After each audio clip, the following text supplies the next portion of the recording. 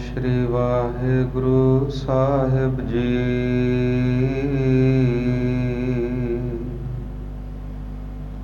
आवो सिख सतगुरु के प्यारे हो, गावो सच्ची बाणी। बाणी तां गावो गुरु केरी, बाणिया सिर बाणी। जिनको नदर करम होवै, हृदय तिना समाणी। पीवो अमृत सदा रहो हर रंग, जप्यो सारंग पाणी। कहे नानक सदा गावो, ए सच्ची बाणी। बाणी बिरलो विचारसी,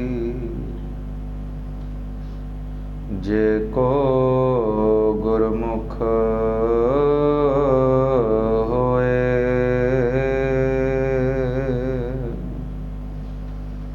ए बाणी महापुरख की,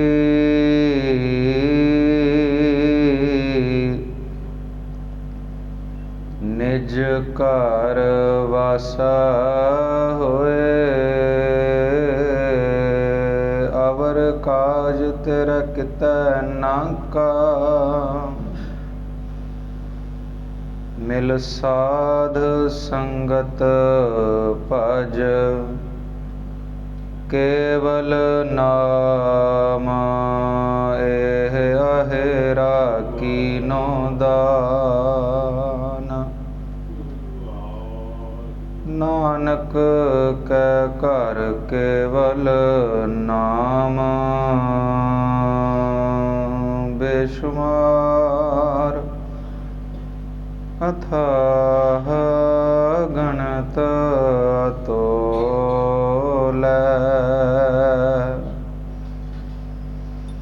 ज्यों बुलावहो त्यों नानक दास बोलै।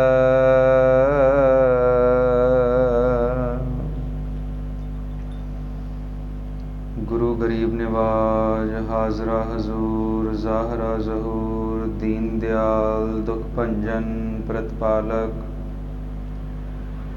बाणी गुरु समरथ गुरु, कलयुग जहाज, दसां गुरुआं दी जागदी जोत, अकाल पुरख स्वरूप, धन धन सतगुरु श्री गुरु ग्रंथ साहिब जियां दी पावन हजूरी दा रंग रस माण रहे। अमृत वेले दे इस वक्त जुड़ मिल बैठे गुरु रूप साध संगत जियो। धन धन सतगुरु श्री गुरु नानक देव जी दी दात। रात दी बाणी सोहले साहिब जी दी विचारां करन लई जुड़ मिल बैठे हाँ। गुर शब्द विचारा गुरमत विचारा आप जी दे सन्मुख भेंट करा। अदब सहित सतगुरां दी बख्शी फतेह गजाइए जी। वाहिगुरु जी का खालसा, वाहिगुरु जी की फतेह। पावन बाणी सोहेला साहिब की विचार चल रही है। 5 शब्दों का संग्रह है इस वाणी में, जिसमें 4 शब्दों की विचार सद्गुरु ने मुकम्मल संपूर्ण करवाई है। आज सोहेला वाणी का आखिरी शब्द। प्रथम 3 शब्द श्री गुरु नानक देव जी के उच्चारण किए हुए हैं। राग गौड़ी दीप की महला पहला, फिर राग आसा महला पहला, फिर राग तनासरी महला पहला श्री गुरु नानक देव जी के उच्चारण किए हुए हैं। चौथा शब्द श्री गुरु रामदास पातशाह जी, राग गौड़ी पूर्वी महला चौथा। और आज 5वां शब्द श्री गुरु अर्जुन देव पिताजी का, राग गौड़ी पूर्वी महला 5वां। गौड़ी में प्रथम शब्द उच्चारण किए, चौथा और 5वां भी गौड़ी में, पर प्रथम गौड़ी दीपकी में है और चौथा और 5वां गौड़ी पूर्वी में। पूर्व की गौड़ी या फिर पूर्वी थाट से ली हुई गौड़ी में शब्द सद्गुरु उच्चारण कर रहे हैं। तो आज इस आखिरी शब्द की विचार सद्गुरु सिर पे हाथ रख के खुद करवा लें। प्रॉम्प्टर पे शब्द आ जाए। राग गौड़ी पूर्वी महला पंजवा। कौन सी वाणी का चल रही है विचार? सोहेला या कीर्तन सोहेला? ऊपर कीर्तन सोहेला नहीं लिखा है, क्या लिखा है टाइटल? सोहेला। सोहेला राग गौड़ी दीप की महला है, तो कीर्तन सोहेला नहीं है, सोहेला। सोहेला साहिब वाणी। राग गौड़ी पूर्वी महला पंजवा। गौड़ी राग पूर्वी, पूर्व की गौड़ी राग है। महल्ला मतलब ग्रह, घर, वो मकान जहां पर श्री गुरु नानक देव साहिब जी की ज्योत शोभायमान है। कौन सा मकान है? पांचवा। मतलब कौन से गुरुदेव पातशाह? श्री गुरु अर्जन देव जी महाराज। सदगुरु कह रहे हैं, करो बेनंती सुनो मेरे मीता, संत टहल की बेला। यहाँ पर ये दो शब्द आ गए हैं शुरुआत में, करो बेनंती और सुनो मेरे मीता। अब हम कई बार करो बेनंती सुनो मेरे मीता ऐसे ही पढ़ लेते हैं, और या फिर कई बार करो बेनंती सुन मेरे मीता।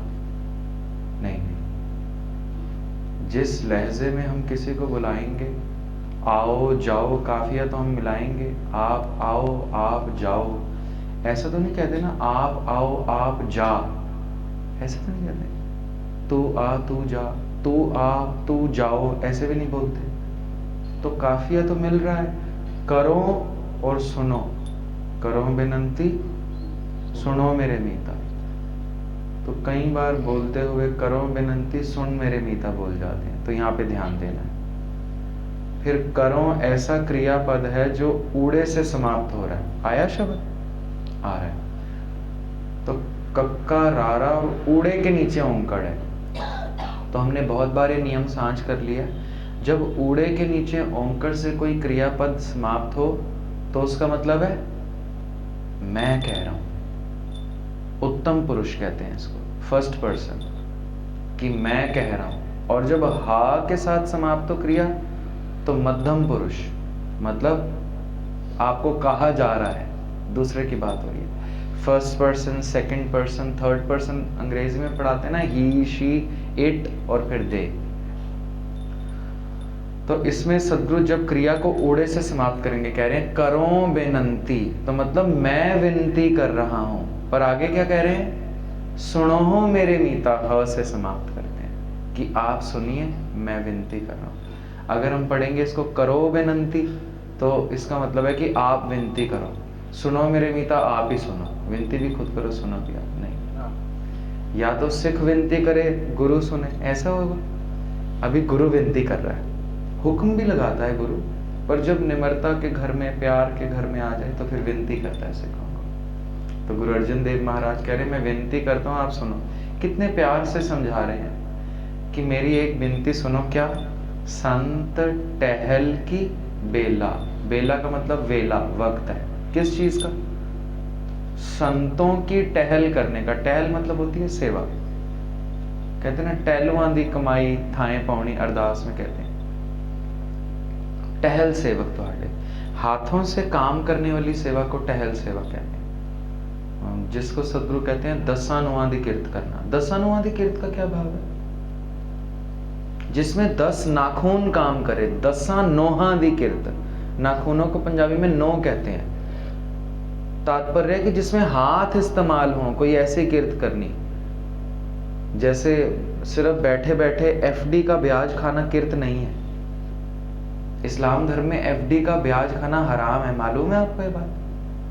ब्याज नहीं लेते हैं इस्लाम धर्म के। जो प्रपक्ष होगा वो पैसे पे ब्याज हराम है उनको। हमें तो सदगुरु ने छूट दी है, चलो खाई जाओ ब्याज, पर सिर्फ ब्याज ही खाओ और ये रोजी बन जाए तो सदगुरु कहते हैं नहीं। दसा नोहा दी किरत, ऐसा काम जिसमें हाथ पांव इस्तेमाल हो, 10 नाखूनों का इस्तेमाल, मतलब 10 उंगलियों का इस्तेमाल। जुआ खेलना। जब हम कहते हैं ना कि किरत करो, नाम जपो, अगला क्या है? तो इसमें किरत करो सिर्फ काम करना नहीं कहा है, ये अधूरा बोल रहे हैं हम। धर्म दी किरत करो, मेहनत से काम करो, पर हर मेहनत का काम सिक्खी के अधीन नहीं होता है। जुआ कितनी मेहनत से खेलते हैं, तो क्या जुआ खेला जा सकता है? मेहनत कर रहे हैं सदगुरु? नहीं। शराब खाने में कोई ठेका खोलना बड़ा मेहनत का काम है। लाइसेंस सरकार से लेना, फिर बोतलें न जाने कहीं से खरीद के लाना, फिर बेचना, पूरे दिन दुकान पे खड़े रहे, मेहनत का काम है। कर सकता है एक सिखिए? नहीं। कसाई होना, जानवर को पकड़ना, फिर उसको काटना, फिर बेचना, कर सकते हैं? मेहनत तो उसमें भी बहुत है। तो सिर्फ किरत करना नहीं है, धर्म दी किरत करना है। धर्म युक्त काम, ऐसा काम जिसमें धर्म, जो धर्म के अधीन हो, ऐसी किरत करना। तो टहल मतलब है हाथों से सेवा करनी, हाथों पांव से, जिसमें शरीर मशक्कत करे।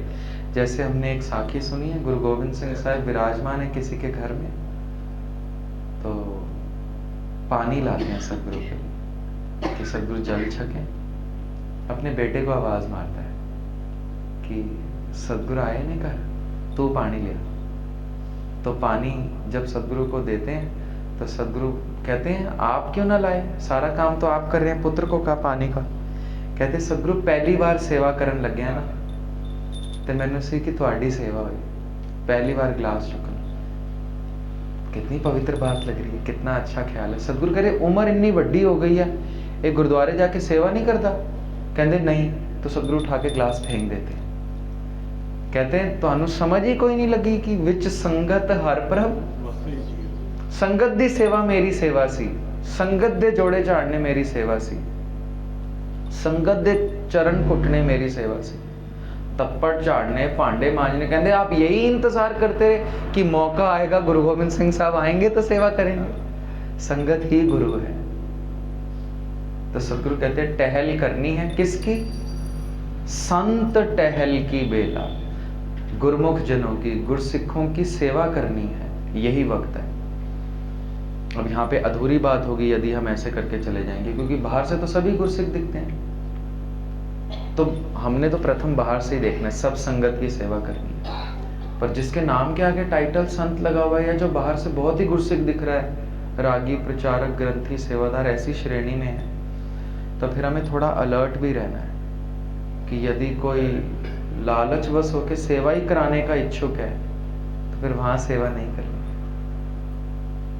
संत की सेवा करनी। अब संत कौन है? जिना सास गिरास न विसरै, हर नामा मन मंत, जिनको एक भी श्वास में वाहेगुरु वाहेगुरु वाहेगुरु वाहेगुरु वाहेगुरु वाहेगुरु, जिनको ना भूलता हो, संत वो है। जिना सास गिरास न विसरै, हर नामा मन मंत, तन से सही नानका, पूरन सोई संत। केवल लिबास का नाम संत नहीं है। बड़ा सा चोला, 10 लड़ों की दस्तार, प्रकाशा हुआ दाढ़ा, बाहर पहनी हुई श्री साहब, सिर्फ ये संत की परिभाषा नहीं है। हाँ, संत ऐसे ही दिखते हैं, दाढ़ा प्रकाश ही होता है, पहना चोला ही होता है, दस्तार ही सजी होती है, श्री साहब होती है, संत दिखते ही ऐसे हैं। पर क्या करें, ढोंगी बड़े चला के कॉपी करने में माहिर बड़े। तो लिबास की निंदा भी नहीं है, पर ध्यान देना है, यदि कोई लालचवश होकर लिबास पहन लिया है तो फिर गुरबाणी में ये भी शब्द है, गज साढ़े तय तय धोतियां, तेहरे पायन तग, धोती भी पहन ली, जनेऊ भी धारण कर लिया, गली जिना जप मालियां, गले में माला भी पहन ली रुद्राक्ष की, लोटे हाथ ने बग, हाथ में लोटा भी पकड़ लिया। कबीर साहब क्या लिखते हैं? ओए हर के संत ना आखिए बनारस के ठग। कहते संत मत समझना, ठग हैं एक नंबर के। तो संत को परखना हो तो क्या, कैसे परखेंगे? कैसे पता चलेगा चोले में ढोंगी बैठा है कि चोले में संत बैठा है? कैसे मालूम करेंगे? तो यदि संत के पास जाकर मन की दुविधा मिट जाए और वो संत माध्यम बने गुरु से जोड़ने का, आखिरी तो पदवी गुरु ही है। यदि वो संत, वो गुरसिख माध्यम बन रहा है गुरु से जोड़ने का और मन की दुविधा मिट रही है तो वो संत है। पर यदि वो माध्यम ना बन के सीधा मार्ग बन गया अपने से जोड़ने का, तो वहां से एकदम किनारा कर लेना चाहिए। कि आओ साडे डेरे च बैठो, लॉकेट पाओ, गले च माला पाओ, साड़ियाँ फोटो रखो, नाम जपो, साडा दिता नहीं है। नाम तो दिया हुआ है सतगुरु ने, वाहेगुरु गुरु मंत्र है, जप हो मैं खोई, भाई साहब भाई गुरदास जी लिख चुके हैं। तो गुरसिख और संत की महिमा है भी कि नहीं है, सिर्फ माध्यम कि गुरु से जोड़ने का, अपने से जोड़ने का यदि मार्ग बन रहे वहीं से किनारा कर लेना चाहिए, दूर हो जाना चाहिए उसी वक्त। तो सतगुरु कह रहे हैं मौका तो आ गया संतों की सेवा करने का। जो संगत अमृत वेले आ रही है, जो संगत संध्या वेले आ रही है, जो संगत गुरु घर की टहल सेवा कमा रही है, उनकी सेवा करने का वक्त आ गया। करो बेनंती, कहते यही मैं विनती कर रहा हूं आपको, सुनो, ध्यान से सुनो। अब सुनने में भी दो प्रकार हैं सुनने के। कान लगे हैं तो सुना ही जाएगा, आवाज तो आ रही है ना, परंतु दो तरीके की आवाज है। प्रचार चल रहा है और सुन रहे हैं कान, सुते सिद्ध सुन रहे हैं, पर काम कुछ और चल रहा है। अब कान लगा दिया, आवाज तो आती रहेगी। एक है सुनना, दूसरा है ध्यान से सुनना, जिसको अंग्रेजी में अलग अलग शब्द हैं, हियर और लिसन, दो शब्द हैं। कान का नेचुरल जो धर्म कर्म प्रभु ने लगा रखा है वो है हियर, हियरिंग एड है कान, परंतु लिसन है ध्यान से सुनना। हम टीचर्स हैं तो हम कभी भी बच्चों को नहीं कहते हियर, हम कहते लिसन टू मी केयरफुली, कि केवल सुनो नहीं, ध्यान से सुनो। कभी आप सुनेंगे किसी को कहते हैं हियर मी, नहीं नहीं, लिसन टू मी। ऐसे ही आंखों के भी दो काम है, देखना और ध्यान से देखना। अभी आप सोचिए, आप मुझे देख पा रहे हैं ना, पर मेरे साथ आप और भी बहुत कुछ देख पा रहे हैं। पीछे का बैकग्राउंड दिख रहा होगा, माइक दिख रहा होगा, पर आपका ध्यान है मेरे पास। तो जो बाकी का दिख रहा है वो ब्लर है, ध्यान एक केंद्रित हो चुका है। तो यहाँ पे है सी और वॉच, ये भी दो वर्ड्स हैं इंग्लिश के। सी है नेचुरल काम जो आंखों को मिला है, कि खुली है तो देख ही रही हैं। कई बार हमारे सामने से कोई व्यक्ति गुजर जाता है, फिर कोई कहते देखे वो रिश्तेदार है, कहाँ, ओहो सामने से गुजरे थे, पर देखा तो ध्यान से नहीं देखा। तो सी और वॉच, हम कभी नहीं कहते हैं, बच्चों को थोड़ी कहते सी द ब्लैक बोर्ड, कहते वॉच इट केयरफुली। तो देखो मगर ध्यान से। तो सदगुरु भी कह रहे हैं सुनो, केवल जो कान लग गए वैसे नहीं, ध्यान से। फिर सदगुरु को अरदास भी ऐसी करते हैं, देख कान सुनो अरदास जियो, कि तू भी कान कर तो मैं अरदास कर। बख्शते नहीं है भगवान को भी। यक अर्ज गुफ्तम पेश तो दर गोश कुन कर, गोश कहते कान को। अरबी भाषा में सदगुरु लिखते हैं कि कान कर तो मैं अरदास करूं, तू कान ही ना करे तो अरदास जाया जाएगी। यक एक अर्ज विनती अरदास, यक अर्ज गुफ्तम मैं बोलता हूं, दरगोश तू कान कर, कुन करतार ए करतार तू कान कर तो मैं अरदास करूं, दे कान सुनो अरदास। तो सदगुरु कह रहे मैं विनती करता हूं, पर तू सुनेगा तब। सुनो मेरे मीता, ए मेरे मित्र तू सुन, संत टहल की बेला। गुरुमुख सज्जनों की संगत की सेवा का टाइम आ चुका है। ये इंसानी धर्म इसलिए मिला है कि सेवा कर सके। ईहा, ईहा मतलब ई, ईहा ऊहा शब्द आएंगे ना, ए ओ, हलत पलत, लोक परलोक। तो ई ईहा जब कहेंगे, ए कहेंगे, लोक कहेंगे, हलत कहेंगे, मतलब दुनिया की बात हो रही है। ऊहा कहेंगे, ओ कहेंगे, परलोक कहेंगे, पलत कहेंगे, तो कहीं और की बात हो रही है, जहां पर हमने जाना है। सबना साहुरे वंजना सब मुकलावना, प्रभु के पास जाना है। अभी भी प्रभु के पास ही है, पर अभी शरीर करके स्थूल प्रभु के पास है, कल को आत्मा करके सूक्ष्म प्रभु के पास हो जाएंगे। यही प्रभु दिखेंगे उधर जाके भी, पता चलेगा आप ही तो प्रभु थे, अभी नहीं दिख रहे। क्यों? मस्कीन साहब कहते थे जो शब्द के रूप में गुरु है वही प्रकाश के रूप में परमात्मा दिखेगा, जो प्रकाश के रूप में परमात्मा है वही शब्द रूप में गुरु आ गया।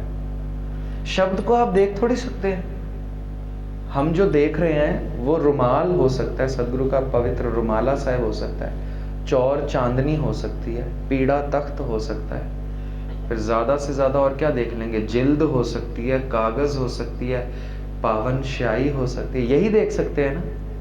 पर यदि गुरु शब्द है तो शब्द को देखा नहीं जाता, शब्द सुनने का विषय है। तो प्रभु अभी भी नहीं देखा जा रहा है। अभी भी सिखों का जो गुरु है, मस्कीन साहब कहते थे सुनन दा विषय है गुरु, गुरु देखने का विषय नहीं है। बहुत बार हम ध्यान केंद्रित करते हैं, आंखें भी पवित्र होती हैं श्री गुरु ग्रंथ साहब का स्वरूप देखने से। अब इसको ऐसे समझें कि हीरे की कीमत है, बड़ी कीमत है ना, हीरा कीमती होता है, परंतु हीरा जड़ा किस में जाता है? यदि आपने अंगूठी पहननी है तो हीरा पूरा तो अंगूठी नहीं होगा, हीरा किसी में जड़े जाएगा। अब हीरे को लोहे में नहीं जड़ते, किस में जड़ेंगे आप? सोने में जड़ेंगे। कीमत हीरे की थी, पर क्या सोना कीमती नहीं है? बेशकीमती चीज को जड़ने के लिए भी कीमती चीज चाहिए। तो बेशकीमती था प्रभु, तो जड़ने के लिए श्री गुरु ग्रंथ साहब चाहिए। इसको कुछ यूं समझे, सोना भी कीमती है और हीरे को आप लोहे में ना जड़ेंगे। लकड़ में जड़ेंगे हीरे को? नहीं। या चांदी में जड़ेंगे, सोने में जड़ेंगे। तो प्रभु तो बेशकीमती है, क्योंकि वाणी कीमती है, तो जिस कागज पर लिखी गई वो कागज भी पवित्र हो गया। अब वो हम कागज नहीं कहते, हम कहते हैं अंग, सदगुरु दे अंग, है ना। जबकि देखें आम कागज अखबार है तो वो नीचे भी पड़ी, हम परवाह नहीं करते, पर सदगुरु का स्वरूप सिंहासन पे कैसे विराजमान है और हम कैसे हाथ जोड़ के खड़े। किताब को हाथ जोड़ के खड़े हुए हैं कभी?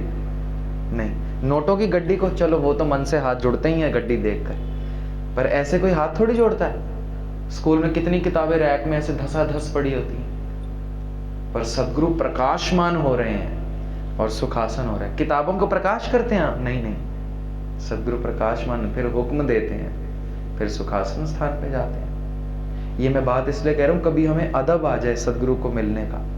गुरुद्वारे में ऐसा है जैसे पता नहीं क्या रसोई घर है, चाँ चाँ मची हुई है, बातें भी कर लेते हैं आप, घबराहट ही नहीं है कि सद सुनदा सद पेखदा, वो देख रहे हैं हमें। जैसे कल हमने साखी सुनी ना, देख रहे थे ऐसे। फिर अरदास करते हैं, भाई साहब आई हुई संगत दी टहल सेवा परवान करनी, हाजरियां लेके लाउनी।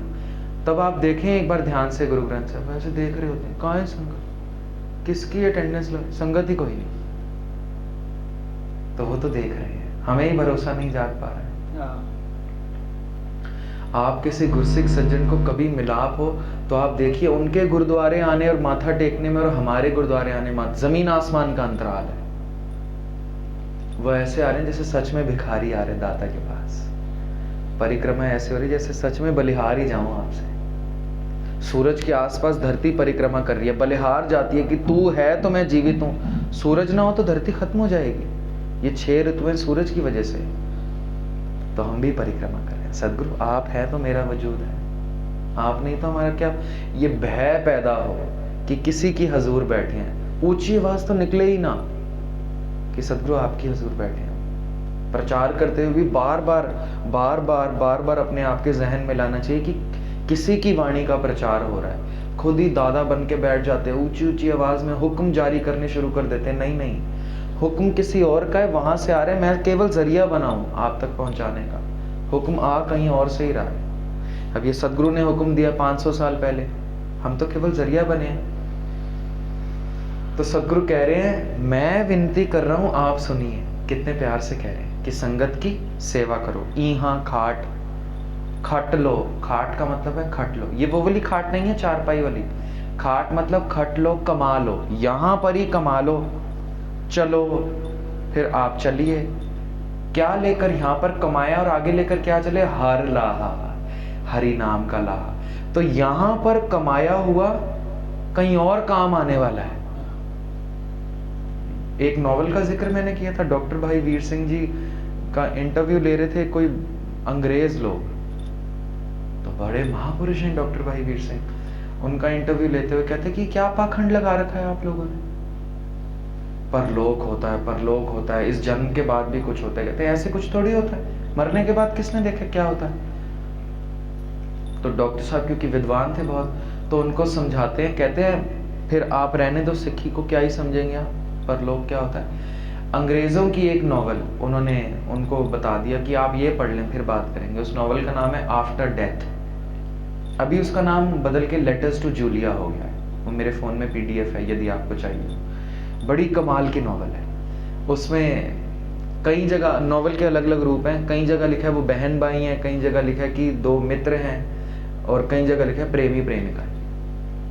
पर एक आदमी और एक औरत है नॉवल में, जूलिया है और मार्क है, आपस में बात करे भोले बड़े कि पता नहीं मरने के बाद कुछ होता है। ईसाई थे दोनों, कहते पता नहीं मरने के बाद कुछ होता भी है कि नहीं, हम दोनों में से पहले जो मरेगा यदि कुछ है तो वो दूसरे को बताकर जरूर जाएगा। भोले बड़े, इतना पता नहीं कि मरने के बाद कैसे बताएगा कोई। पर सदगुरु कहते हैं भोले पाए मिले रघुराया, वो मिल जाता है। तो कुदरती ऐसा हुआ कि जूलिया की डेथ हो गई। अब वो जो मार्क है उसका हस्बैंड है, वो उसकी डेड बॉडी के पास खड़ा है और पूछ रहा है कि बता फिर आगे कुछ है कि नहीं, भोला बड़ा है ना कि वादा किया था हमने, इकरार किया था एक दूसरे से कि बताएंगे, बता फिर अब मुर्दा शरीर क्या बोले। तो खैर दफन कर आए। एक दिन लिख रहा है, ये कुछ राइटर है, ऑथर है और कुछ लिख रहा है, तो सोचता है कि कुछ नहीं होगा ना, तभी जूलिया ने बताया नहीं, कुछ होता तो आ जाती बताने, कुछ नहीं होगा। तो इसके हाथ लिख रहे थे किताब, कहता चलो काम कर रहा हूँ, किताब में हाथ अपना कुछ लिख रहे हैं, पर इसके हाथ एकदम बेकाबू हुए हैं और कुछ और लिखने की कोशिश करते हैं, और इसके हाथ लिखते हैं आई एम जूलिया, कि मैं जूलिया हूँ। तो घबरा जाता है, छोड़ता है पेन, भागता है बाहर। जब तक जीवित आदमी है तब तक सब सुखी हैं, तब तक प्रेम भी है, और यदि मरने के बाद वही प्रेमी वापस आ जाए तो फिर तो वो भूत है, फिर वो प्रेत, फिर भागते हैं लोग। फिर अनुष्ठान है, यज्ञ है, वो 13 दिन का सफर है जो सनातन की मनौत है कि 13 दिन तक वो पता नहीं न जाने कौन कौन सी नदियों से, कौन कौन से पुल से आत्मा जाएगी तो सफर तय करेगी, इसलिए 13वीं मनाई जाती है। तो ये है क्यों प्रोसेस कि 13 दिन किसी तरह बिता लो, उसको पार ही छोड़ के आओ, दोबारा मुड़े ना साढ़े घर, इत्थे ना आ जाए। तो जब तक तो जूलिया थी तब तक प्रेम बड़ा था, अब जब हाथ ने लिख दिया तो घबरा बड़ा, बड़ी मुश्किल से हिम्मत बटोर के आया कि शायद वो बताने आई होगी। तो आता है, हाथ को ढीला छोड़ता है, आंखें बंद करता है और क्वेश्चन लिखता है कि क्या तुम मेरी जूलिया हो? तो जवाब हाथ ही उसी का लिख रहा है कि जी हाँ मैं तुम्हारी जूलिया हूँ। फिर बड़े सारे सवाल इसी पे, लेटर्स टू जूलिया, कि वो जूलिया से सवाल पूछ रहा है, वो आगे से जवाब दे रही है। ये पूरी नॉवल है, इसका सिर्फ एक दृष्टांत सुना। वो जूलिया से पूछता है कि मरने के बाद भी कुछ है? कहती है तभी तो मैं बोल रही हूँ, तेरे से बात कर रही हूँ। तो कहता है क्या है मरने के बाद? तो कहती है यहाँ पर तो जो कुछ है हम अंदाजा ही नहीं लगा सकते, बड़े बड़े महल लोगों के खड़े किए हुए यहाँ पर, बड़ा सुंदर दृश्य, धरती क्या सुंदर है, ये तो बहुत खूबसूरत है, पर मेरे पास मकान नहीं है। तो कहता है तू? कहती मैं किराए पे रह रही हूँ। कहता मकान ले ले तो। कहती क्या करूँ, यहाँ पे जो दौलत से मकान लेना था वो दौलत धरती पे कमानी थी, वो मैंने कमाई नहीं, जो थोड़े बहुत नेकी के कर्म किए थे उसका मुझे इतना इवजाना मिल रहा है कि किराए के मकान पे रह सकती। कहता है और लोग? कहती मैं क्या बताऊं, बड़ी बड़ी लोगों के बंगले हैं, इतने खूबसूरत की आकाश चुंबी बंगले, अंत ही कोई, इतने खूबसूरत बंगले हैं। तो कहता है पूछ तो सही है, कमाई कमाएं कैसे फिर, मैं अभी कमा लूं। कहती है बड़ा आसान, बड़ा आसान, हिंदुस्तान चले जा। यूरोप की बात है ये, वो नॉवल में कहती है हिंदुस्तान चले जा, वहां पे तेरे को कमाई, वहां पे रोजगार मिलेगा जो यहां पर काम आएगी। तो कहते हैं हिंदुस्तान, कहते हैं हिंदुस्तान में धर्म है, धर्म को पकड़, प्रभु का नाम ले। एक बार, नॉवल का बोल है, कहती एक बार प्रभु का नाम लेने से, जैसे वाहे गुरु,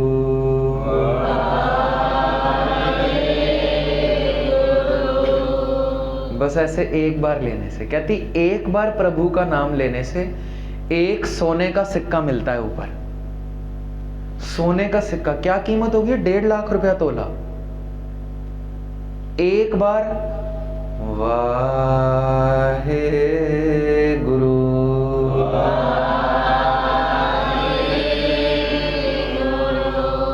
मिल गया 1 तोले का सिक्का, 1.5 लाख रुपया। सबकी पॉकेट अलाउ नहीं करती 1.5 लाख रुपया, पर सोचिए एक बार वाहिगुरु कहो, 1.5 लाख जेब में। यदि ऐसा हम अभी मान लेना, 24 घंटे अभी शुरू हो जाएगा, लालची हम पूरे हैं। 1.5 लाख रुपया, वाहिगुरु वाहिगुरु वाहिगुरु वाहिगुरु वाहिगुरु। 7.5 लाख हो गया मेरे पास, 5 बार बोल लिया। तो ये वो नॉवेल की रचयिता कह रही है कि एक बार प्रभु का नाम लेने से यहाँ पर एक सोने का सिक्का मिलता है। कहती ना जाने लोगों ने कितना नाम लिया, बड़े बड़े बंगले खड़े कर लिए।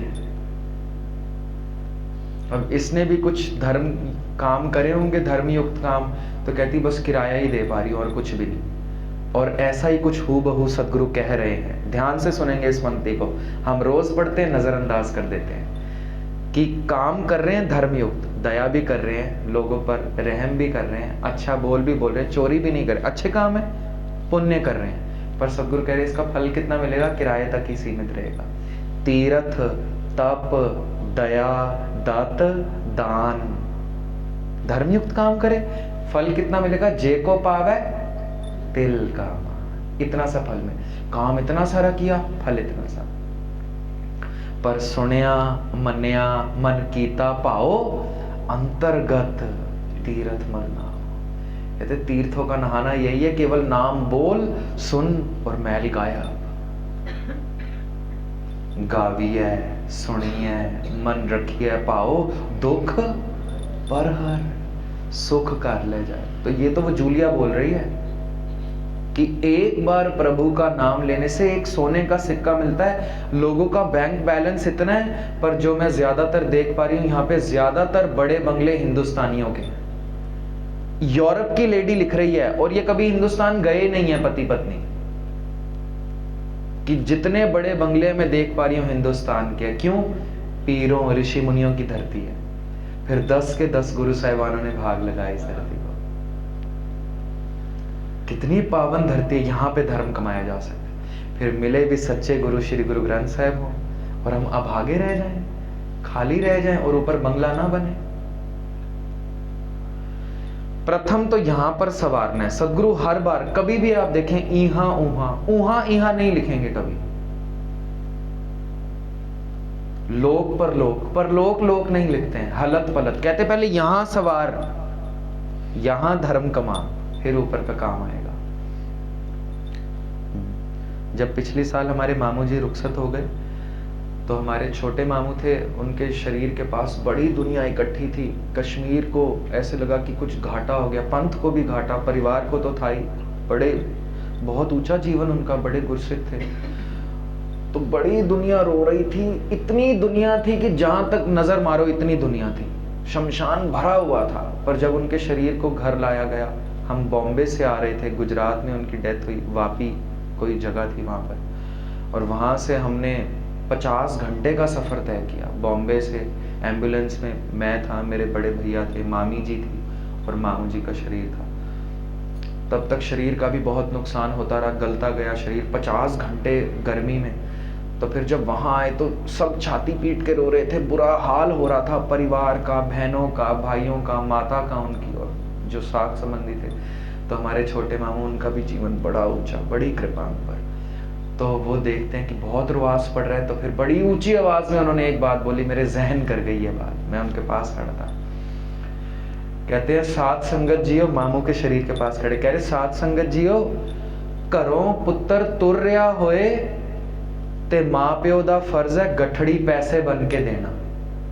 बच्चा छोटा बाहर जा रहा हो, अभी वो कल भाई साहब मिले जिनकी बेटी यूके में थी, तो कुछ ना कुछ तो बेटी को यहाँ से पैसा दिया ही होगा ना कि यूके में जाके सेटल हो, जब कमाएगी तो ठीक है। हमारे भी बच्चे बाहर जाते हैं तो हम पैसा देते हैं कि आप अपने पास कुछ रखो, आपके काम आएगा। तो मामा जी कहते हैं कि जदों पुत्र घरों तुर रहा होवे ते पैसे गंठड़ी दिती जाती है। कहते अज अमरजीत सिंह वीर साडे तो तुर रहा है, आज जाएगा वापस नहीं मुड़ेगा, कि असी रवास ही पल्ले पाना है इन्हां दे, या इन्होंने कुछ दे के तोड़ना है। अब सब चुप, रुआस एकदम शांति हो गई, कुछ दे के तोड़ना है। तो हम कुछ दे सकते हैं? सवाल भी खुद पूछते हैं, कहते कि असी कोई दे सकते हैं मुर्दे नू? कहते दे सकते हैं। फिर वहां पर सुखमनी साहब की पंक्ति उन्होंने बड़ी ऊंची आवाज में पढ़ी, एकदम शांति हो गई थी, सारा रुआस बंद। उन्होंने पढ़ा, जह मात पिता सुत मीत न पाई। यहां के बाद ऊपर माता पिता नहीं जा सकेंगे, साक संबंधी नहीं जा सकेंगे, बहन भाई नहीं जा सकेंगे, तो इनको क्या दें? जह मात पिता सुत मीत ना पाई, मन ऊहा नाम तेरा संग सहाई। बस वहां से फिर शमशान तक बाणी पढ़ते गए, बाणी पढ़ते गए। ये मुर्दा कुछ लेकर जा सकता है।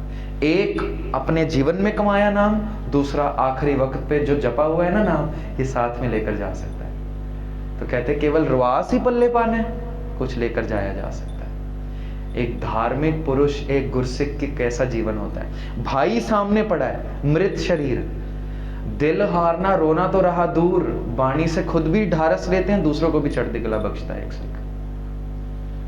तो सदगुरु कह रहे हैं ईहा खाट, यहीं पर कमा ले, फिर चलो हर लाहा, हरि नाम का लाहा लेकर आगे चलो। आगे बसन सुहेला, और आगे बसन तेरा रहना सुहेला, आसान हो जाएगा।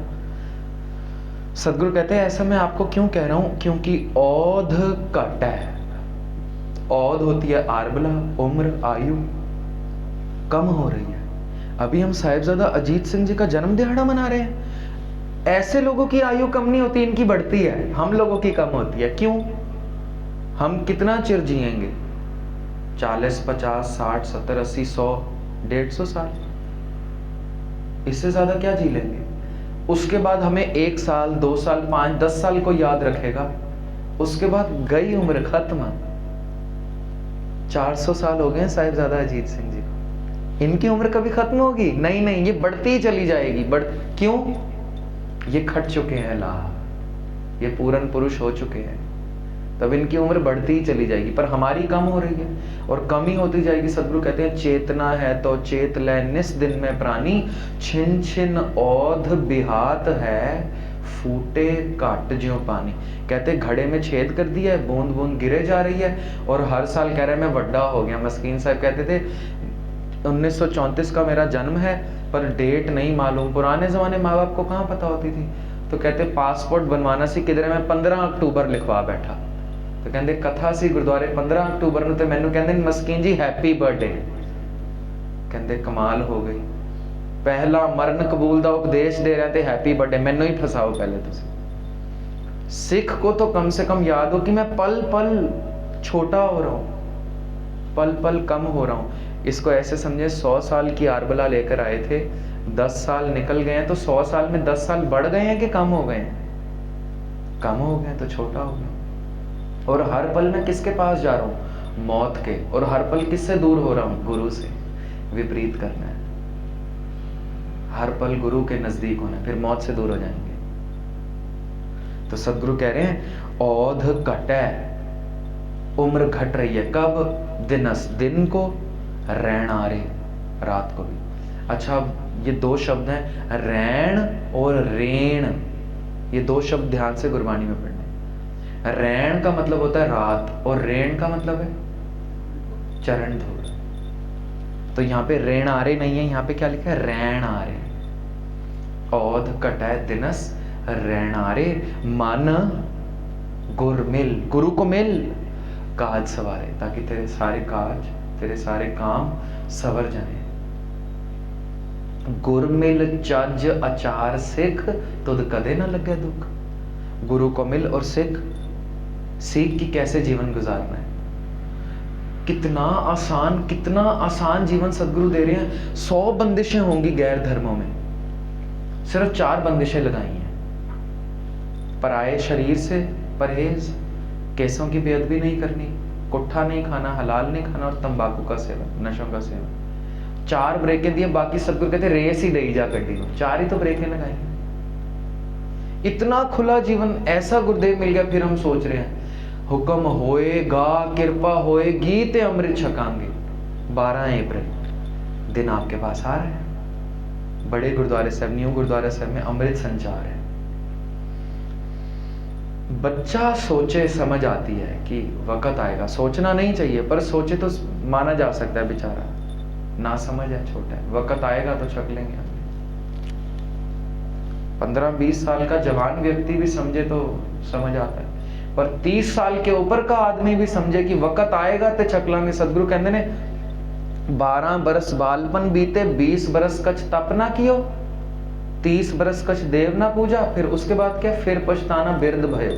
कहते अब हाथ ही मसलता रहे, अब तो आगे मौत ही खड़ी है। अभी भी सोचेंगे कि वक्त आए, कृपा होएगी। कहीं ये भी कह देते हैं हुक्म होएगा तो छक लांगे। मैं क्या जी 400 साल पहले हुक्म हो चुका है। 1699 सतगुरु ने क्या सी तेग नो एक सीर दी लोड़ है। ਹੁਣ कड़ी कड़ी साढ़े घर आएंगे तो बैल बजाएंगे गुरु गोबिंद सिंह साहब, वो तेनों भी हुक्म कर रहे हैं या चिट्ठी भेजनगे। ऐसा नहीं, हुक्म हो चुका है। मानना या ना मानना मेरा काम है। और मुझे भाई साहब मिले तो वो कहते हैं कि शहर पर हम थे, कहते हैं भाई साहब 99% यहाँ पे लोग ऐसे हैं भावनगर में जिनकी दौड़ कंप्लीट हो चुकी है, बस एक अमृत से पीछे रह गए हैं। तो ये ऐसे बच्चे हैं जिन्होंने सिलेबस पूरा कंठ कर लिया है 10th के बोर्ड्स में, और ये पेपर में बैठे तो 100% मार्क्स आएंगे, पर बैठ नहीं पा रहे। क्यों? स्कूल में एडमिशन नहीं लिया, दौड़ पूरी है बाकी। कितने आपके बड़े भाग हैं, कितने बड़े भाग के सिलेबस पूरा करके बैठे हैं। अमृत वेले की मस यहाँ पे कितनी ज्यादा है, सबको छोटे छोटे बच्चे संगत में आ रहे हैं। वो आज गुरुद्वारा साहब कमरे के सामने ही है जहां पर हम रुके हुए, 2:30 बजे से कीर्तन चल रहा है वहां पे। कोई संडे स्पेशल है कुछ? इतनी संगत में वो खिड़की से इतनी 2:30 बजे से कीर्तन ही चले जा रहे हैं, बताओ। यानी इतनी मस्त तो यहां पर आ गई है कि गुरु के नजदीक होना है, नजदीक होना है। बस एडमिशन एक प्रोसेस है। चोलियां हुने ही भर रहे हैं, चोलियां सरशार कर देगा, नक्का नक भर जाएंगे, राजे हो जाएंगे। वो कहते हैं हम सैर कर रहे हैं, जितने लोग देख रहे हैं, वाहिगुरु भाई साहब। मैंने कहा मैं तो किसी को भी नहीं जानता। कहते पर ये सब आपकी दस्तार को जानते हैं। उन्होंने ये नहीं कहा ये आपको जानते हैं, कहते गुरु गोबिंद सिंह साहब की दस्तार को जानते हैं। तो दस्तार की इतनी इज्जत, सिक्खी की, शस्त्रों की इतनी इज्जत, तो अभी भी पांव पीछे कर रहे हैं। फिर तो सदगुरु कहेंगे हुक्म हो चुका है, तू नहीं मनिया। पता है कोई पल भर का भरोसा नहीं, कब उड़ जाए प्राण पंखे। तो अभी तो 12 अप्रैल कितनी पास में आ रही है, हो सकता है मुझे भी हुक्म लग ही जाए आने का वैसाखी के आसपास। तो कुछ ऐसे न्यू एडमिशन जरूर देखो, है ना। स्कूल में वो फटाफट लगा देते हैं, अभी तो लगे हुए हैं कि एडमिशंस ओपन, यहाँ पे भी एडमिशंस ओपन हुई पड़ी। और टीचर्स को बड़ा खुशी होती कि नए नए बच्चे आए हैं स्कूल में, देखो और ध्यान से पढ़ाया जाता है। तो इस बात की तरफ भी जरूर गौर करें। सदगुरु कह रहे हैं औद कटै दिनस रह नारे मन गुर मिल, गुरु को मिल काज सवरे तेरे काज सवरे रहाओ। कहते हैं यही केंद्र है। ए संसार, यहां पर ए है, एहो नहीं है। पर जब कहेंगे देहो सज्जना सीसड़ी, वहां पे देह नहीं है, वहां पे देहो है। तो ध्यान से पढ़ना है। जब क्रिया शब्द को हा को ऊ की मात्रा लगी हो तो उसको पढ़ना है। जब संज्ञा को या सर्वनाम को ऊ की मात्रा तो वो नहीं पढ़नी। तो देहो सज्जना सीसड़ियां, वहां पे देहो है और यहाँ पे ए संसार है। क्यों? ए जो है वो संसार नाउन का विशेषण लगा हुआ है, तो विशेषण को नहीं पढ़ा जाती है ऊ की मात्रा। ए संसार विकार संशय में, कहते पर इस संसार का हाल क्या है? औध कम हो रही है, आरवला कम हो रही है, पर इसको संसा है। संसा का मतलब भ्रम, अभी इसको तौखला है, भ्रम है इसको। तो ये क्या करता है? उस भ्रम में विकार कमाता है। बाबर का एक शेर है, वो कहता है रोजोनो बहारों में बा दिल रुबा खुशस्त, बाबर बा ऐश कौश के आलम दोबारा नेस्त। कहते दुनिया दोबारा नहीं मिलेगी, ऐश कर लो। बाबर कहता है शराब पी लो, हराम है, हराम है। इस्लाम में शराब हराम है कि हराम है, हराम है। कहता मारो गोला हराम को। मौत के बाद किसने देखा है? अजराइल आएगा कि नहीं, कब्र से जगाएगा कि नहीं? कहता है रोजोनो, ये बहारों का मजा ले लो हर रोज। बाबर बा ऐश कौश के आलम, दुनिया दोबारा नहीं मिलेगी। सदगुरु की फिलॉसफी ये नहीं है। सदगुरु कहते हैं ये बहुत छोटा सा हिस्सा है, बाद में कुछ और बड़ा खुलने वाला है। वो समंदर में आइसबर्ग्स बन जाते हैं, जो बहुत बर्फीले समुद्र है, वहाँ पे बर्फीले पहाड़ समंदर के बीच बन जाते हैं। वो मूवी टाइटैनिक तो हमने सुनी, देखी ना हुई तो सुनी तो होगी। वो जहाज बर्फीले पहाड़ से टकराता है तो टूट के डूब जाता है सारा। तो जो बर्फीले पहाड़ अक्सर जितना ऊपर चोटी होती है ना, उसके 90% नीचे होता है, उतना बड़ा। तो इंसान दे बड़ा छोटा सा काम है। अभी 84 लाख जूनों हम हंडाए हैं, बहुत बड़ा कुछ पीछे पहाड़ है। तो सदगुरु कह रहे हैं ऐसा मत सोचियो कि ऐश कर, पर करते तुम ऐसे ही हो। सदगुरु कह रहे हैं ए संसार, कहते संसार का हाल सुनो, विकार, विकारों में ग्रस्त है। क्यों? क्योंकि इसको संशय हो गया है, इसको तौखला भ्रम पैदा हो गया। तो इस भ्रम में कोई तर नहीं सकता, पर तरेगा कौन? तरेओ ब्रह्म ज्ञानी, जिसको ब्रह्म का ज्ञान, जिसको प्रभु का ज्ञान हो गया। फिर ब्रह्म ज्ञानी कौन है? मन साचा मुख साचा सोई, अवर ना पेख है एकस बिन कोय, नानक ए लक्षण ब्रह्म ज्ञानी हो। जिसके मन में जो है उसकी जबान में भी वही हो। अक्सर हमारे मन में जो है जबान में वो नहीं होता। जबान पे तो भाई साहब कितने अच्छे हैं, भाई साहब के पीछे मुड़ने की देर है, एक नंबर दा चोर है। तो अभी मन में जो है जबान पे वो नहीं है, अभी हम कपटी हैं, फरेबी हैं। तो सदगुरु कह रहे हैं ब्रह्म ज्ञानी तो तर जाएगा। जितना भोला हो सके, जितना भोला, 100 बार ठगे जाना बेहतर है 1 बार ठग लेने से किसी को। पर ये कहना ही आसान है, कोई ठगा जाए तो कहता है कि बड़ा बेहतर है। पैसे चोरी हो जाए, एक बार जीवन में मेरा बटवा चोरी हुआ है। वीर बाजार हम जा रहे थे, लोकल मार्केट्स होते हैं, थर्सडे मार्केट लगता है हमारे घर के उधर। 1500 रुपए के आसपास पड़े होंगे मेरे बटवे में, बटवा भी नया था, 1500 भी गए। तो मैं घर आया तो मैं बड़ा उदास, बटवा मारा गया, 1500 गए, 1500 गए, और 100 गालियां चोर को निकालूं मैं। तो मेरी माता जी, बड़ा ऊंचा जीवन है उनका, तो मुझे कहती हैं कि रब दा शुक्र कर 1500 चले गए। मैं क्या, क्यों? इस में शुक्र दी केड़ी गल है? इन्नी मेहनत नाल कमाए 1500 चले गए। कहंदे रब ने पता नहीं केड़े तेरे कर्म ते त्रुट गया, प्रसन्न हो गया कि डॉक्टरां दे अधीन नहीं लाए 1500, कचहरियां दे अधीन नहीं लाए 1500, पुलिस दे अधीन नहीं लाए 1500। हो सकता है ऐसा मुकदमा बन जाता कि 1500 पुलिस को देने पड़ते। हो सकता है अंग ऐसा अंगहीन हो जाए, चोट लग जाए कि 1500 डॉक्टर को देने पड़ते हैं। हो सकता है कोई ऐसा मुकदमा चले कि वकीलों को देने पड़ते। तो माता जी कहती हैं भला ही हुआ कि इतनी आसानी से ही 1500 चले गए। टांग टूटती 1500 जाते भला था वो। जब टांग टूटी ना, फिर मैंने कहा कि अब तो 3 लाख रुपए की सर्जरी हुई है, अब तो भला नहीं है। मम्मी कह रही बड़ा पल है, बड़ा पल है, लाती ना रहंदी फिर की करदा। ये गुरसिख का जीवन है। क्योंकि हम जिस वार्ड में मैं था वहां पर एक बच्ची थी 19 साल की, उसकी एक टांग काट दी गई थी। 33 इयर्स का एक लड़का था, 6 फुट लंबा, हम कुछ दिन पहले ही उसको देख कर आए थे, उसकी दोनों टांगे काट दी थी, और बेहद खूबसूरत वो लड़का। तो मम्मी कह रही रब दा शुक्र कर लत साबत है। 3 लाख भी सौखे ही गए हैं सर्जरी के, ये भी सौखे ही गए। तो गुरसिख का जीवन है देखने का। मनमुख तो है कांटा भी चुभे तो, मैं की गुनाह कीता सी, मैनू ही चुभना सी, सारे ते चंगे भले निकल गए रस्ते चो, मैनू ही चुभना सी। तो हम बागी हो जाते हैं। और एक गुरसिख का जीवन है, तवे पर भी बैठ के गुरु कह रहा है तेरा किया, कांटों की सेज पर भी लेटा है गुरु और कह रहा है मित्र प्यारे नो हाल मुरीदा का। तो गुरु से सेध लेनी है। छोटी छोटी बातों में नाराजगी कर लेते हैं हम गुरु से, हमारे जीवन में ये कमी है, ये कमी है, ये कमी है। और सदगुरु जब सारा कुछ खींच लेंगे ना, फिर कहेंगे अब कमियां गिन। 10 बस्तूले एक बस्त कारण बिखोट गवावे। सदगुरु इतना कुछ दे रहे हैं, इतना कुछ दे रहे हैं, कह रहे फिर एक हिस्सा मेरे नाम रख। दसवंध का ये सदगुरु हुनर सिखा रहे हैं हमें। 10 बस्तूले पाछे पावे, एक बस्त कारण बिखोट। सदगुरु जब कहते हैं एक हिस्सा मुझे दे, 100 रुपए में से 10 रुपए सदगुरु के हैं, वो चाहे गरीब को दिए जाएं, चाहे गोलक में डाले जाएं। गरीब दा मुंह गुरु की गोलक, दसवंध निकालने की परंपरा है। तो कहते हैं नहीं नहीं, मस्कीन साहब कहते थे 100 से 10 निकालना, 1000 से 100 निकालना, लाख से 10,000 निकालना तक ठीक। जिस दिन 10 लाख हो गए उस दिन 1 लाख निकालना दुश्वार हो जाएगा। एक क्यों? 1 लाख अब वो 10 लाख से बड़ा हो जाएगा। 1 लाख रुपया देना है, नहीं, बड़ा हो जाएगा।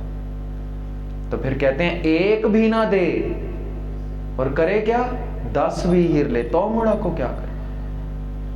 हमारा जोर चल रहा है क्या? नई नई नौकरी लगी थी मेरी, 8 महीने भी जॉब नहीं करी जब टांग टूटी, और बहुत अच्छी सैलरी, बड़ी फैंसी सैलरी पे जॉब लग गई। तो मैं तो बड़ा खुश, पर नहीं निकाला होगा दसवंध, तो फिर ले लिए। एक भी ना दे, 10 भी हीर ले। तब क्या मेरा जोर चल रहा है कि नौकरी अपने जोर से कर सकता हूं? नहीं, तो मुड़ा को क्या? तो क्या करना है? जिस ठाकुर से नाही चारा तांको की जाए सदगुरु बड़ी कृपा कर रहे हैं, भरपेट भोजन मिल रहा है, बड़ी कृपा है, सिर पे छत है, बड़ी कृपा है, तन तो ढका हुआ है, बहुतों से अच्छे हैं, बहुतों से अच्छे। मुझे कभी किसी ने कहा था, जब जीवन से आपको बहुत ज़्यादा तकलीफ़ें हो जाए ना अपने जीवन से, और बहुत ज़्यादा कंप्लेंट्स बढ़ जाएं, तो याद रखना जैसा जीवन आप गुजार रहे हैं ना, लाखों ख्वाब लेके बैठे कि ऐसा जीवन मिल जाए। ये बात मेरे जहन से जाती नहीं है। जब कंप्लेंट करनी शुरू करें, रेंटेड हाउस में रह रहे हैं सोचो, तो कंप्लेंट है, अपना घर भी कोई नहीं, अपना घर भी कोई नहीं, अपना घर भी कोई नहीं। देखना चाहिए करोड़ों ऐसे जो फुटपाथ पे रह रहे हैं, उनका सपना होगा कभी किराए का मकान होगा, सपना होगा उनका। तो अपने जीवन से जब बहुत ज्यादा कंप्लेंट्स हो, तो देखना चाहिए, सोचना चाहिए, लाखों ख्वाब लेके बैठे कि मेरे जैसा जीवन हो जाए उनका। तो सदगुरु फिर बार बार कितने प्यार से समझा रहे हैं कि तरयो ब्रह्म ज्ञानी तर जाएगा, तू भी ब्रह्म का ज्ञान ले जब तेरे पास छूट है। पर कहते हैं ब्रह्म ज्ञान ले वो सकता है जिसको जगाए वो खुद, जिसे जगाए पियावे ये रस, जिसको जगा के खुद पिला दे प्रभु अपने नाम का रस। अकथ कथा, प्रभु की अकथ, जिसको कथन ना किया जा सके, जो बयाना हो सके। तिन जानी, वो जान लेंगे जिसको गुरु जगा देगा। अब मैं फिर कहूं, ये सोच के आलस नहीं करना गुरु जगा देगा, गुरु डोरबेल नहीं बजाएगा। ये 500 साल पहले आके सदगुरु जगा चुके हैं, और सदगुरु रोज जगा ही रहे हैं हुक्म देके। तो हम सोचे कोई सेपरेट तरीके से गुरु नानक पातशाह आएंगे चोला सा लंबा पहन के, तो डोरबेल बजाएंगे, हाँ मैं गुरु नानक, हाँ ते तू जागते अमृत छक। नहीं, ऐसा नहीं होने वाला है। वो किसी आपके मित्र में विराज के, संगत के किसी प्राणी में विराज के, भाई साहब बन के, ग्रंथी सिंह बन के, सेवादार सिंह बन के, आपकी सहेली बन के कभी प्रेरित करेंगे। नाम जपना चाहिए, अमृत छक लेना चाहिए। वो कहते नहीं है कि भगवान आएगा तभी मैं कमरे से बाहर निकलूंगा, बाढ़ आ गई, अब कमरे में पानी भरे जा, ढीठ बन के बैठ गया, प्रभु आएंगे तभी निकलूंगा। तो इतने में एक आदमी आता है, बाहर निकलो बाढ़ आ गई है। नहीं, प्रभु आएंगे तो निकलूंगा। तो फिर एक पुलिस कर्मी आ जाता है कि सबको, हम गांव खाली करा रहे, बाढ़ आगे, बाहर क्यों नहीं निकल रहे? कह रहे नहीं, प्रभु आएंगे तभी निकलूंगा। हाथी पे महावत आ जाता है कि चलो चलो हाथी पे बिठाऊंगे, नहीं प्रभु आएंगे, मर जाता है, डूब के मर जाता है। पहुंचता है प्रभु के पास, आए नहीं आप, मैं मर गया। कहते पहले आदमी बन के आए, तेरे को इतला दी कि बाहर निकल, अकल ही कोई नहीं तेनों, पानी आ रहे थे, जिन्नी अकल दी है उन्नी ते इस्तेमाल कर, रब आएगा किश्ती लैके तेरे लिए। कहते फिर तू उदो भी ना निकलिया, पुलिस बन के आया, डरान तेनों कि बाहर निकल मर जाएगा। कहते जब मैं देखा तेरा भरोसा बहुत डिग गया, तो मैं हाथी लैके आ गया, और किस तरह टैग लगा के आवा कि मैं रब आ। तो प्रभु ऐसे ही आएंगे, संगत के किसी प्राणी के रूप में आपके पास आ जाएंगे, राह चलते आपको सेध दे जाएंगे, मालूम भी ना पड़ेगा। वो एक बाबा है, बड़ी पहुंची हुई, वो उनके घर दर पे रोज एक अयाली आ रहा है, रोज अरदास कर रहे हैं कि बाबा आप आए, भोजन छकने आए। कहते ठीक है आएंगे। अगले दिन भी आता है, आप आए नहीं, आप वादा करके मुकर गए। कह रहे आया था, अब के बाद नहीं आऊंगा। अरे कब आए? मैं पूरे दिन घर पे था, आपके इंतजार करता रहा भोजन पका के। तो कह रहे जब दिन का वक्त हुआ भोजन का, एक दरवाजे पे कुत्ता आया था। कहते कुत्ता आया था। कहते तूने क्या? कहते डंडा मार के बाहर भगा दिया। कहते मैं ही था, टैग लगा के आऊं कि मैं आ रहा हूं। कहते बड़ी गलती हुई, एक मौका और, एक मौका। कहते ठीक है आएंगे। अगले दिन आया, पूरे सुबह से रात हो गई, आए नहीं, सारा भोजन व्यर्थ जा रहा है, आप फिर वादे से मुकर गए। तो कहते हैं आए थे, अब कभी ना आएंगे। कहते कल तो कोई कुत्ता नहीं आया। कह रहे भोजन के वक्त भिखारी आया था। कह रहे आया था। कह रहे फिर? कहते मैंने गुस्सा करके बाहर भगाया तो रसोई की तरफ भागा, प्रसादा उसने उठा भी लिया जो आपके लिए पकाया था। कह रहे हाथ तोड़ दिए मैंने डंडे मार मार के, खाने नहीं दिया कि पवित्र रहे भोजन। कह रहे मैं ही था। कह रहे एक मौका और है, अब मौका नहीं मिलेगा। प्रभु टैग लगा के नहीं आएंगे कि मुझे सेवा की जरूरत है। कोई गरीब दिख रहा है, कोई लाचार दिख रहा है, जेब में मेरे पैसे पड़े हैं, मैं भरपेट खाऊं, सामने वाला भूखा मर जाए, तो पैसों को आग लग जानी चाहिए।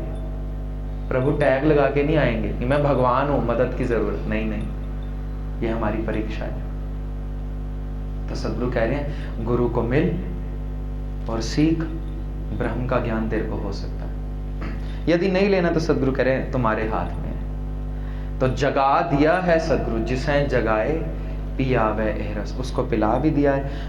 अकथ कथा उसने प्रभु की जान ली है। फिर बार बार हमें हदायत करें, जाको आए, जिस काम के लिए आए हो सोई बिहाजो, वही विहार कर, वही व्यापार कर, हर गुरते मने बसेरा।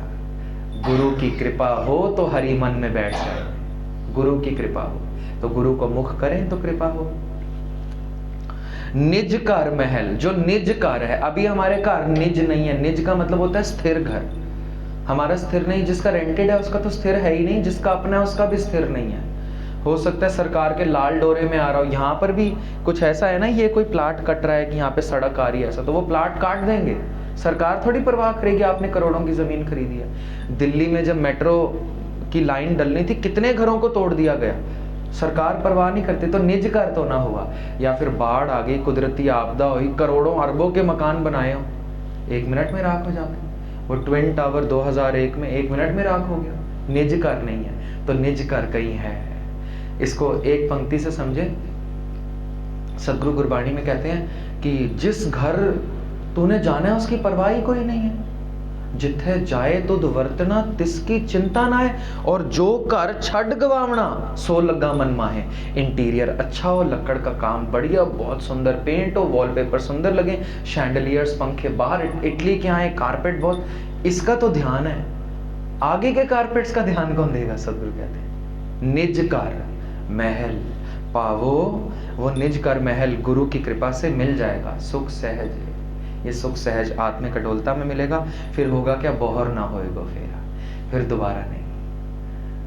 अब मैं नहीं आऊंगा, कबीर साहब दावे से कहते हैं अब नहीं आऊंगा, जो मर्जी कर लो, अब नहीं आता मैं, अब तो सचखंड वसै निरंकार हो गया। बोहर हम काहे आवेंगे, इतने दावे से हम कह सकते हैं, ये भक्ति कह सकते हैं। अब नहीं आता मैं, हमें तो अभी 84 का गेट। सदगुरु कहते हैं यदि उसकी कृपा हो जाए तो निज घर में बैठ जाएगा, बोहर ना होएगो फेरा। फिर अब अरदास कर रहे हैं, ए अंतर्जामी पुरख सबके बीच व्यापक, अंतर्जामी दिलों की जानने वाला, पुरख सबके बीच व्यापक, विधाते विधाता विधि को करने वाला, हमारे कर्म लिखने वाला, श्रद्धा मन की पूरे। ए अंतर्यामी पुरख विधाते, मेरी श्रद्धा है यदि आप पूरी करें। क्या श्रद्धा है? नानक दास ए है सुख मांगा है, मेरे लिए यही सुख है। क्या? मोको मुझे कर संतन की तूरे, मुझे अपनी संगत की धूल बना दे। अभी तो हम संगत के राजा बनना चाह रहे हैं कि संगत हमें पूजे, आस पास हम चले तो इज्जत करे, 4 लोग आगे 4 लोग पीछे चलें, भाई साहब का नाम बताते चलें, वीडियोग्राफी हो, बड़े मकान। सदगुरु कह रहे मुझे तो चरण धूल बना दे। एक दृष्टांत कह के समाप्ति करें। संगत आई बड़े दूर से, बड़े दूर से, बड़े दूर से, गुरु अर्जन देव जी विराजमान हुए। खबर फैल गई, चौथे पातशाह ज्योति ज्योत समा गए, गुरु अर्जन देव जी विराजमान हुए। अब संगत ने नहीं देखा गुरु अर्जन देव जी को, बड़ी दूर से आए हैं, बड़े दूर से। तो पिंडो पिंड रुक रुक के टिकाना कर करके अमृतसर साहब के बाहर तरन तारण तक पहुंच गए। ये शहर अभी गुरु अर्जन देव जी बसा रहे थे। यहाँ तक पहुंचे कि अगले दिन दरबार साहब जाना है अमृतसर। तो यहाँ पर पूछते हैं, सदगुरु की बातें होती हैं, बड़ी चर्चा होती है, बड़े खूबसूरत हैं, गद्दी नशीन हैं और बड़ी रहम करते हैं, सब पर बड़ी कृपा कर रहे हैं। सुखमनी साहब की बाणी उच्चारण हो रही है, बाणी का संकलन कर रहे हैं सदगुरु। बड़ी विचारें चलती हैं और कहते हैं कि गांव से किसी को देखें तो सही, पूछें तो एक जवान लड़के की मस पड़ती है, वो लड़का आता है, बताता है कि हाँ यहाँ पर सदगुरु का महल है, यहाँ पर टिकते हैं। तो आप बड़ी दूर से आए हैं, सारी रात ये लड़का उनकी सेवा करता है, आप टिकें तो मैं आपकी सेवा करूँ। सबके कभी पाँव दबा रहे हैं, जोड़े चाट रहे हैं, सबका काम धाम चल रहा है। सारी रात ये यात्री बड़े आराम से, लंगर पानी का प्रबंध इस बच्चे ने कराया और सारी रात सेवा। सुबह हुई, ये कहते हैं कि चलें, तो ये लड़का ही कहता है चलो चलो चलते हैं। आगे आगे लड़का है, पीछे खड़तालें ढोल की छैनों से कीर्तन हो रहा है, सदगुरु की बाणी का गायन हो रहा है और अमृतसर साहब पहुंचते हैं दरबार साहब। तो अब सब कहते हैं कि पुराना दरबार साहब अभी बन रहा था, तो इमारत बनी है, ये हरमंदिर इमारत है, यहाँ पर आदि ग्रंथ का प्रकाश है, तो यहाँ पर गुरु अर्जन देव जी बैठते हैं, हमने सुना है। पर अंदर जाएं कैसे? जोड़ा घर तो अभी बना नहीं, अभी इमारत बन रही थी। तो इस जवान बच्चे को कहते हैं कि तू रुक, यहाँ पर हमारे चप्पलों के पास रुक तो हम अंदर जाएं। कहते ठीक है आप जाएं अंदर। जोड़े की सेवा में खड़े हो गए हैं और अंदर गए हैं, देखने तो सिंहासन खाली है। पूछते हैं शायद अभी दीवान नहीं लगा होगा पर कीर्तन चल रहा है। पूछते हैं सदगुरु कहाँ है? तो बाबा बुड्ढा जी बैठे होते हैं। कोई जवाब नहीं देता। बाबा बुड्ढा जी से पूछते हैं सदगुरु कहाँ है?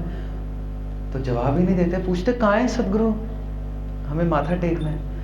तो ऊपर देखते हैं आंखें भरी हैं। कहते जिसको बाहर चप्पलों पे खड़े कराए हो वही सदगुरु है। तो सदगुरु की तो इच्छा है मोको कर संतन की, मेरे को तो धूल बना दे। बड़ा अफसोस होता है सदगुरु पैर दबाते रहे रात को, जिनकी चरण रेण हमने लेनी है वो मेरे पैर दबाते रहे। सब सदगुरु के कदमों में माथा टेकते हैं। बाबा बुड्ढा जी जब पास से निकल रहे होते तो सदगुरु सिर झुका देते हैं। गुरु अर्जन देव जी, संगत प्यार ले रही है पर बाबा बुड्ढा जी जब सामने से निकल रहे हैं, जब भी पांचों सदगुरुओं ने ऐसे किया है। गुरु नानक देव जी को छोड़ के गुरु अंगद देव जी, गुरु अमरदास जी, गुरु रामदास जी, गुरु अर्जन देव जी, गुरु हरगोविंद पातशाह, जब सामने से बाबा बुड्ढा जी निकल जाए तो सिर झुका देते थे। ऐतराज हुआ क्या कर रहे हैं आप? आपको भट्ट मथुरा जी ने कहा कि आप हरि रूप हैं, आपके सिख है ना बाबा बुड्ढा जी, क्यों सिर झुकाते हैं? हमने देख लिया। तो गुरु अर्जन देव जी ने देख लिया, संगत को बड़ी नाराजगी हुई। माना कि बुजुर्ग हैं तो आप ही के सिख। तो सदगुरु कहते हैं गुरु अंगद देव जी का बोल याद रहना चाहिए सबको। गुरु अंगद देव जी जब करतारपुर से निकाला है, सदगुरु अपनी बुआ के घर जाके छिप गए हैं खडूर साहब में, माता सबराई जी के घर, और हुक्म लगाया किसी को बताना नहीं मैं अंदर हूं। सारी संगत ढूंढ रही है गुरु कहाँ चला गया। पर बाबा बुड्ढा जी को वर था असी तैथों ओले ना हो सा, कि आपको कभी नहीं ऐसा लगेगा कि आपसे दूर हो गए, आपको हरदम मालूम होगा गुरु कहाँ है।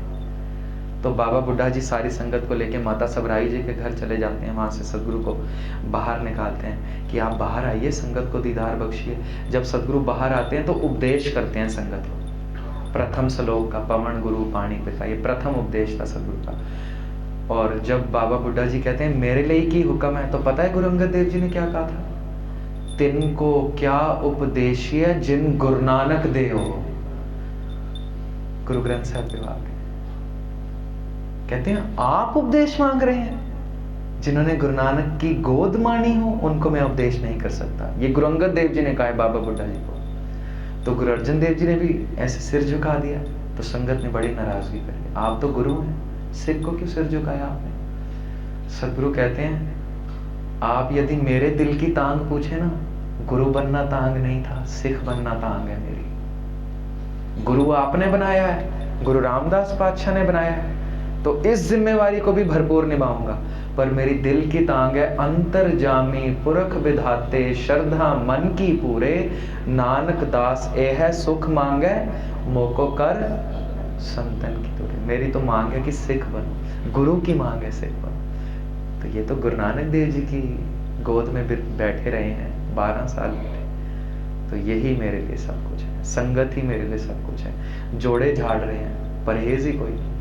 तो सदगुरु हमें भी इतनी निम्रता बख्शे कि संगत की धूल हो जाए, केवल कहने मात्र नहीं हो जाए। आज सोहेला साहब की वाणी की विचार संपूर्ण सदगुरु ने कराई है।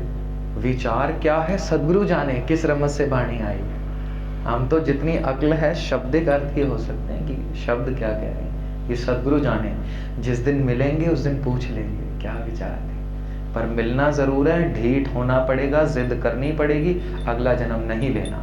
और कह सकें बहुर हम काहे आए, कह सकें ऐसी जिद करनी है। वाणी का नाम सोहेला है, कीर्तन सोहेला नहीं। और जब हम पढ़ते हैं करो बेनंती, आगे क्या है?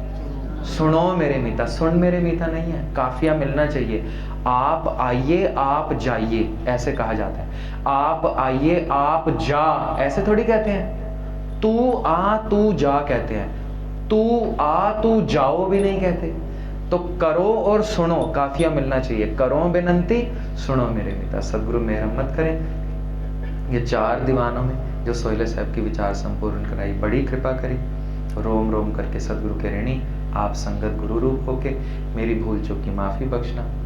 आज रात का दीवान साहिबजादा अजीत सिंह जी का जन्म दिहाड़ा मनाएंगे, तो आपने उसमें भी भरपूर हाजिरियां भरनी। होई भूल चूक की क्षमा फतेह जाएं जी। वाहेगुरु जी का खालसा, वाहेगुरु जी की फतेह।